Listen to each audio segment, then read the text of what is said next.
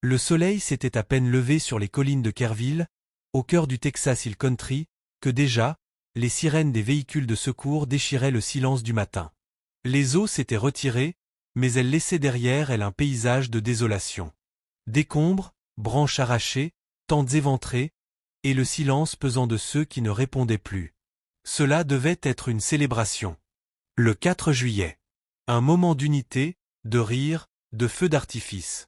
Mais cette année, la fête nationale s'est transformée en cauchemar collectif. Des pluies torrentielles inattendues se sont abattues sur la région, gonflant en quelques minutes les cours d'eau déjà fragilisés par des semaines d'humidité persistante. Le plus spectaculaire, le Guadalupe River, un fleuve réputé pour ses méandres paisibles, est sorti de son lit en furie, montant de plus de 6 mètres en seulement 45 minutes, un phénomène aussi rare que meurtrier. Au dernier bilan, au moins 80 personnes ont perdu la vie, emportées par des eaux plus puissantes qu'un ouragan.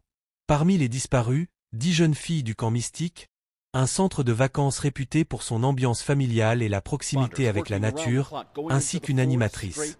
Leurs familles, suspendues au fil ténu de l'espoir, attendent toujours un signe. Chaque battement de téléphone, chaque mouvement d'hélicoptère ravive un espoir, ou une peur. Derrière ce chiffre effroyable, des histoires. Comme celle de Stella Thompson, 13 ans, qui a survécu à ce que d'autres n'ont pu fuir. La jeune fille, encore à garde, se souvient de la pluie qui tombait si fort qu'on ne s'entendait plus penser. De la rivière qui semblait rugir. Du chaos. C'était comme si tout se figeait, murmure-t-elle.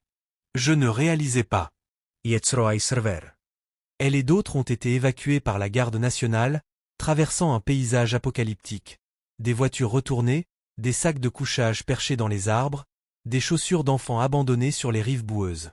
Les secours, pour la 4e journée consécutive, travaillent sans relâche. Plongeurs, drones à vision thermique, équipes canines, chevaux pour accéder aux zones isolées, l'État du Texas a mobilisé tous ses moyens. Le gouverneur Greg Abbott a confirmé que 41 personnes étaient toujours portées disparues dans tout l'État, touchées par des inondations soudaines également dans le comté de Travis, où 10 autres décès ont été enregistrés. Les autorités n'excluent pas que ce bilan continue de grimper. Rien n'est plus important que d'apporter des réponses à ceux qui attendent, de la clarté à ceux qui pleurent, a déclaré un responsable des secours. Des paroles qui traduisent l'intensité émotionnelle de cette mission.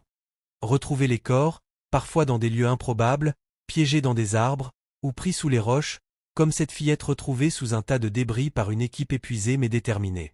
Les inondations de 2025 au Texas pourraient devenir l'un des épisodes les plus meurtriers depuis celle de 2015, qui avait causé la mort de 27 personnes et dévasté les villes de Wimberley et San Marcos, source, Texas Tribune.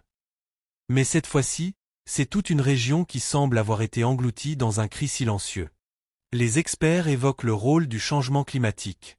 Selon une étude de la National Oceanic and Atmospheric Administration, NOAA, la fréquence des pluies extrêmes a augmenté de 20% au Texas au cours des 2 dernières décennies.